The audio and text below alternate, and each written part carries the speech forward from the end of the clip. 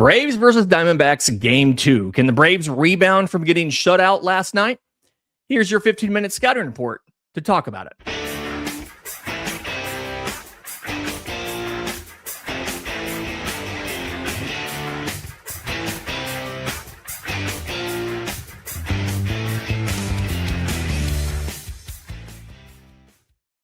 Yes, welcome on into Braves Today, then the Scouting Report, a production of the Believe Podcast Network and presented to you by FanDuel. I'm your host, Lindsey Crosby, author of the Braves Today newsletter over at bravestoday.com. And here we're going to take about 15 minutes to break down everything you need to know about Game 2 between the Atlanta Braves and the Arizona Diamondbacks.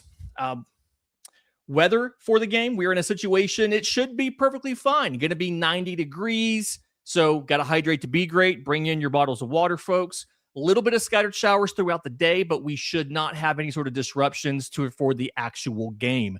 Quick reminder, Fox. This is not on Braves Vision. This is a Fox national broadcast. But the good news is we do get Brandon Gaudin doing the play-by-play. He is paired with former actual Braves farming. I'm sure it's going to come up in the broadcast. He's paired with Adam Wainwright, who is the analyst. So that game, 7:15, again, on Fox. Lineups are out for both teams. Atlanta did exactly what we kind of expected them to do, given the whole left-handed pitcher on the mound for Arizona thing. Ronald Acuna Jr. is leading off in right field, not the DH. Drake Baldwin is the DH, as he usually is against lefties this year. Matt Olson batting third at first base. Ozzie Albies moves to cleanup, so that you can break the stretch of 3 straight lefties for Baldwin, Olson, and center fielder Michael Harris, who moves down to fifth. Mauricio Dubon kicks into shortstop, batting sixth in place of Jim Jarvis. Lane Thomas checks in left field, batting seventh. Austin Riley stays in the number 8 spot at third base, and honestly, I'm a fan of this. He's been hitting really well outside of the strikeouts in the number 8 spot in the order, so leave him there. Just don't change anything. Leave him there. Yes, you're going to lose a little bit of plate appearances for Riley between now and the end of the regular season. But if you legitimately think that his issues have been mental and not just, the recovery from the core muscle stuff, then don't just leave him at the number 8 spot. He doesn't feel the pressure of having to drive in a Baldwin and an Olsen and an Albies and a Harris and things like that. And you can keep getting his great production. Sean Murphy rounds out the lineup, batting 9th behind the plate. And he will be catching Grant Holmes. 7-4 with a 3.47 ERA. That is all a significant overperformance of the inputs here. 4.73 expected ERA, 4.82 fielding independent pitching. And it's going to be really interesting today. Grant Holmes, his strikeout rate has fallen to 19.3%, despite a pretty good whiff rate. He's above average on whiffs, 26.8%, and they don't translate to strikeouts. And guess what? Now he's facing the second best team at not swinging and missing in all of baseball. Diamondbacks are at 22.3% whiff rate, and they make above average contact both inside the zone and outside the zone. They're prone to chase. And Grant Holmes is good at inducing chase. He is above average at chase rate. He's in the low 30s. But again, they'll chase, but they're really good at making that contact. So this isn't a situation where Grant Holmes can just spam the slider outside the zone and get strikeouts. Arizona's really good at either fouling those off or putting them into play. And so with this 6-pitch mix, he needs to figure out a way to get called strikes. It's this isn't a scenario where you just feed them fastballs, let them put them into play, and let the defense clean it up. Okay? You need to find a way to get called strikes. He is not good. His first pitch strike rate is 59%. He could be much better at getting ahead of batters early. Arizona swings less frequently than the average lineup, and they swing less frequently early. So if this is me, I'm going to be trying to steal strikes early with the slider, with the curveball on the edges of the zone, instead of throwing stuff out of the zone, trying to nibble, see if they'll chase, and end up getting down 2-0 against a hitter who is just difficult to finish. The problem with that is his 3 fastballs have all allowed some pretty decent contact. So again, he really needs to lean on the curveball. The curveball, 36% whiff rate. The slider's at 39%. So if you're going to get swings and misses, it's going to be on those. And again, they don't swing a lot early in the count. So be using those early, trying to get called strikes. When he faced them on April 3rd, it's kind of a different team now than when he faced them. But it was 6 scoreless innings. 9 of his 14 whiffs came on the slider. So he's just got to be mindful of like, hey, don't get down where you have to throw the fastballs in the zone. Stay ahead where you can use the breaking balls and have a better chance of missing their bats or not being optimal contact. And then obviously for Grant Holmes, same problem we always have. Second time through the order. 14 of his 18 home runs have come the second time through the order. So whatever you do to work the first time, you have to balance preemptively changing that with just trying to do it again and hoping they haven't adjusted, right? Like he was too eager to preemptively change his sequencing the second time through, and that's where he would struggle. I trust Sean Murphy to really play a big role into like, when do you go away from a first pitch curveball in the zone, for instance, right? Going to be interesting to see what happens. The only Arizona hitters who have hits off of Grant Holmes, Geraldo Perdomo is 1 for 8. Gabriel Moreno is 2 for 7 with 2 RBI. Nolan Arenado is 1 for 7. And Max Kepler's 1 for 2 while he was a member of the Phillies earlier this year. Ketel Marte is 1 for 6, but he's also not in today's lineup. We can go ahead and get to that, I guess, real quick. He left last night's game with left knee soreness. He is not playing, or at least he's not in the opening lineup for the Diamondbacks today. Lars Nootbaar checks in at DH, leading off. So they have enough outfielders where they're like, yeah, we can use him at DH now. Corbin Carroll in right field batting second. Geraldo Perdomo at shortstop batting third.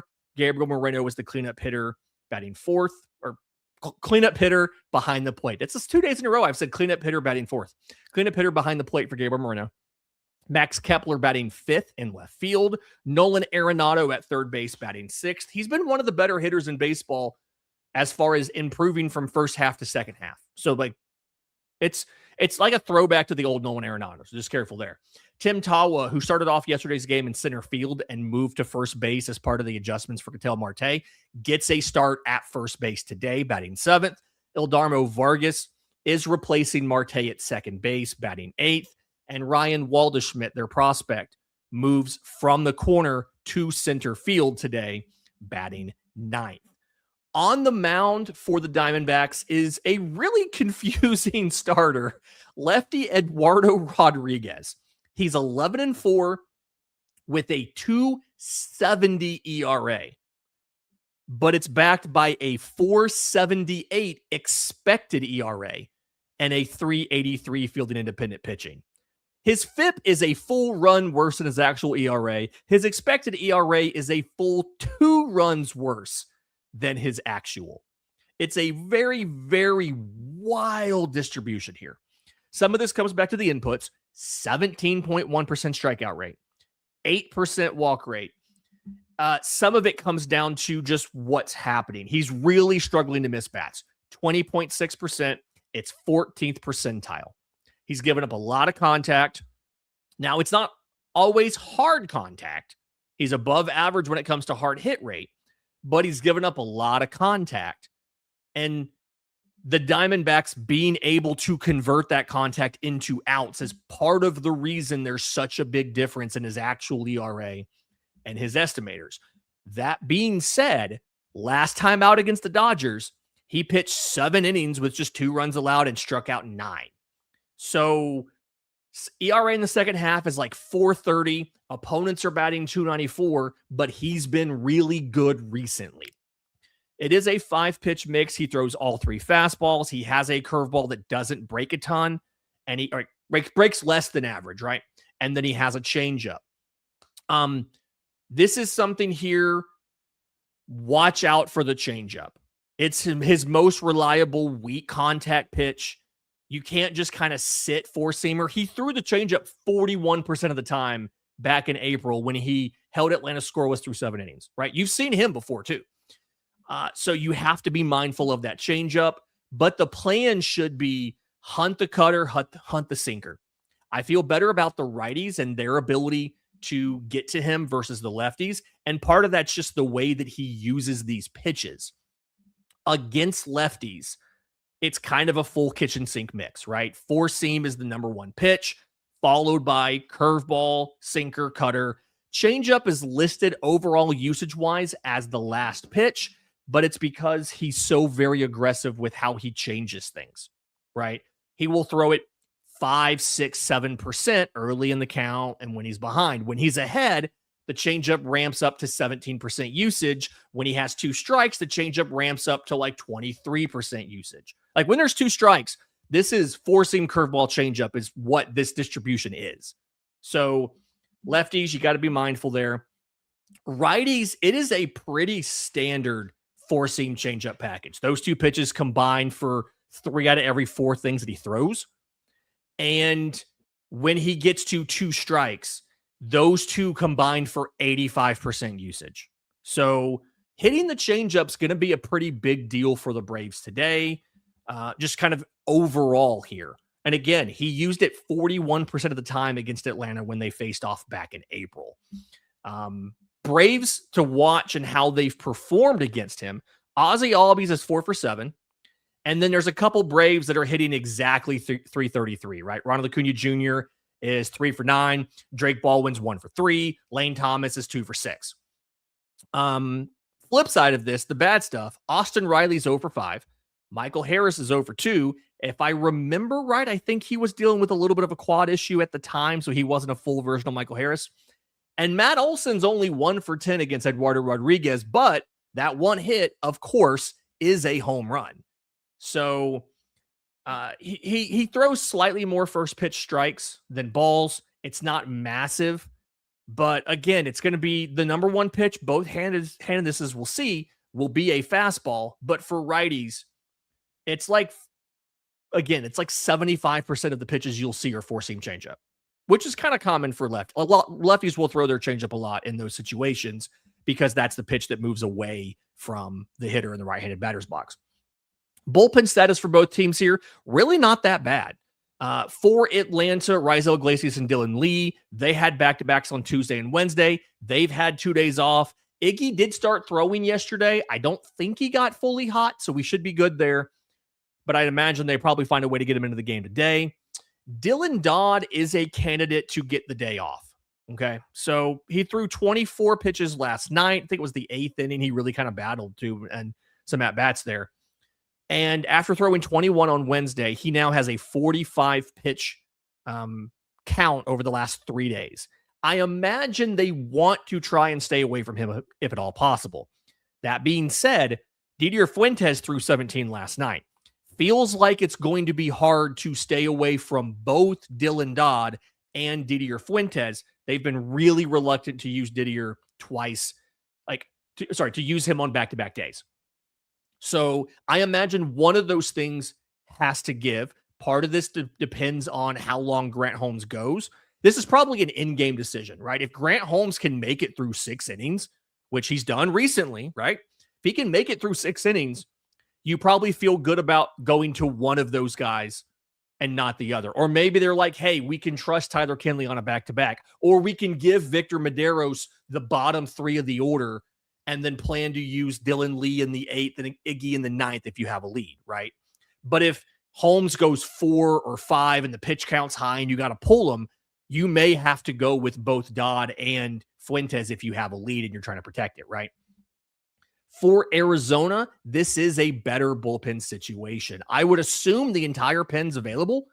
Brandon Garcia threw 11 pitches last night. Juan Murillo threw 19. Neither one of those pitch counts are enough where you cannot come back today. Now, Garcia, they may want to be careful. That's now 2 outings in 3 days. Still only 23 pitches, though. They probably have the entire pen up and good for today. Kevin Ginkel hasn't thrown since Tuesday. They have a long man, and Zach Littell hasn't thrown since Monday. They've got the pieces. So they are, from a rest perspective, they are doing better than Atlanta. I do like the talent in Atlanta's pen better. Kind of final thoughts in this one here as we're kind of wrapping up. Braves Today sponsor FanDuel has Atlanta as a slight favorite on the money line. It's minus 130 for Atlanta, plus 120 for Arizona. The over-under is 9 runs. Again on this thing, Eduardo Rodriguez's 270 ERA looks like it's really good. The underlying numbers say this isn't like facing a normal pitcher with a 270 ERA, but that's not going to matter if Atlanta cannot find a way to barrel up the changeup. Like it's going to come down to how do Braves hitters deal with that changeup. For Grant Holmes, again, it's going to be something he can't just say you don't whiff a lot. I'm going to throw a bunch of fastballs and sinkers in the zone to try to get quick at-bats. He's going to have to try to steal strikes with the breaking balls, strategically use the fastballs, and just find a way to keep them off the barrel. If he falls behind these batters and has to ramp up the fastball use in the zone, it's going to be a long day. It's going to be a long day for Grant Holmes. It's going to be a long day for the Atlanta bullpen. So that's really the matchup to watch here is Braves hitters against the changeup versus Grant Holmes in the first 2 pitches of an at-bat, right? That's what's going to decide this game more than likely. That'll do it for the Braves Today Scouting Report. If you want all the deeper analysis, the lineup news, the breakdowns, everything like that, go check out bravestoday.com. After the game, I will have a solo postcast over on Locked On Braves and Locked On Sports Atlanta, breaking down everything that happened, and a written game recap available at bravestoday.com.